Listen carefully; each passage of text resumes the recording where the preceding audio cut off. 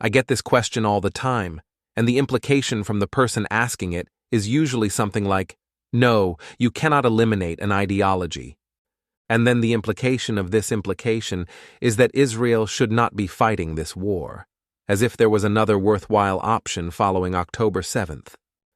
But the real question is, what does someone mean when they ask if Hamas can be eliminated? Ideologically? Sure, ideologies cannot really be vanquished. IDF spokesman Rear Admiral Daniel Hagari said so as much last week, quote, "Hamas is an idea. Anyone who thinks we can eliminate Hamas is wrong. The political echelon needs to find an alternative, or it will remain," end quote. But Hamas is not just some amorphous concept. It governs the Gaza Strip and has built a massive military presence there as well. With the help of Iran and Qatar, Hamas has also tried to make its way into the Palestinian West Bank, where the Fatah-run Palestinian Authority is based. But by and large, Hamas as a governing and military apparatus is confined to Gaza. Through the lens of this apparatus, Hamas is absolutely defeatable, just as the Nazi regime was militarily removed from power, and hundreds of other regimes throughout history have been as well. Some Nazis remained, even to this day, but the Nazis as a governing and military might were no more and have not been since the end of World War II. And Germany is worlds larger than the Gaza Strip. But defeating a regime is only half the battle.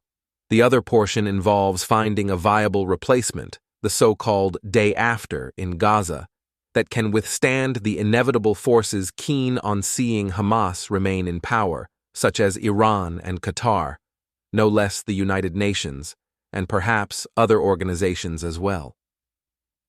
To dislodge the Gaza-based Palestinians from the mighty grip of Iran and Qatar, it might make sense to bring in Middle East actors who oppose these regimes and also have peace with Israel.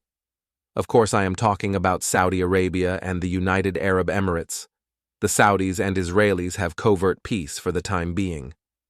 But I am not convinced that Saudi Arabia and the United Arab Emirates want the Palestinian problem. Indeed, the Palestinians are a problem, because, among other reasons, that could invite Iranian and Qatari-funded terrorism against these two countries. Contrary to Western countries, Arab governments are houses of cards which, despite their tremendous wealth, could be toppled with relative ease, and Arab regimes tend to operate according to this overwhelming fear, especially in Iran, where the vast majority of Iranians cannot stand the Ayatollah's Islamist regime. This is precisely the opportunity for Israel, and by extension, the West. If they finally decide to hold the Iranians and Qataris accountable for exponentially destabilizing the Middle East, they will find plenty of willing partners. The responses to Iranian attacks against Israel a few months ago demonstrate that a regional coalition can be quickly created to put the Islamic Republic in its place.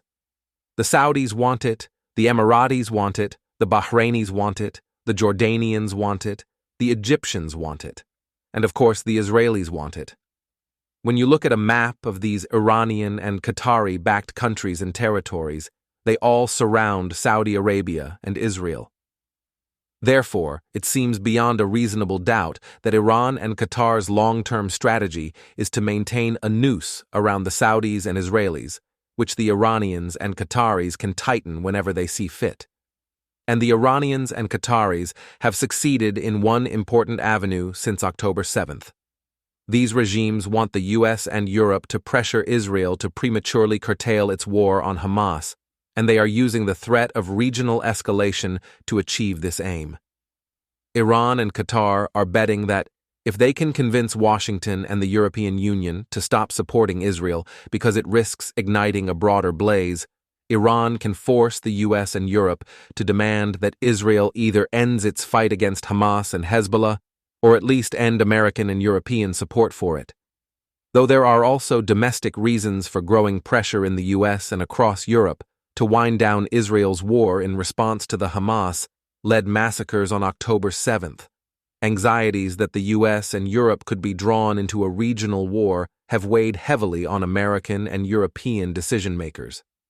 Hence why it was not surprising that senior U.S. officials reportedly held indirect talks with Iran in Oman just last month regarding the potential for escalation in the Middle East following the hostilities between the Islamic Republic and Israel in April. Viewed through a geopolitical lens, the conflict in Gaza might not be another chapter in the Israeli-Palestinian saga, but the result of larger international players positioning themselves on a regional chessboard, vying to lock in more global influence.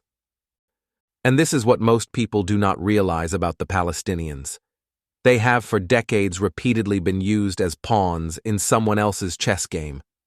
From the Egyptians and Jordanians, to the Syrians and Soviets, now to the Iranians and the Qataris, the Palestinian cause is really just a cover for other countries' geopolitical master plans.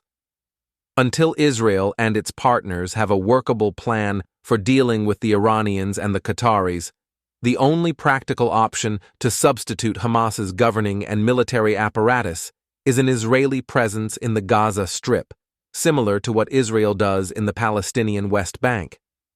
Unfortunately, the world has been fooled by disingenuous actors, historically the anti-Western Soviets and more recently the Muslim Brotherhood, a terrorist organization, into thinking that Israel is quote-unquote occupying the Palestinians.